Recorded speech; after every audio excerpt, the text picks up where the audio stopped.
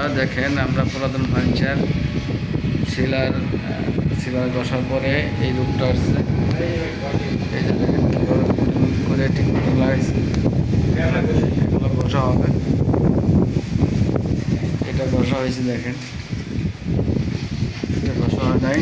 আমাদের দেখেন বসে কী অবস্থা করছি। খাট দেখাবো, এগুলো বসা বাকি, এই অড্রপটা বসা বাকি, এই যে dining table, side table, sofa set, এই যে খাট, এটা ঘষা হবে এখন। ঘষার পর একটা ভিডিও দেবো। ভালো থাকবেন, সুস্থ থাকবেন। আসসালামু আলাইকুম।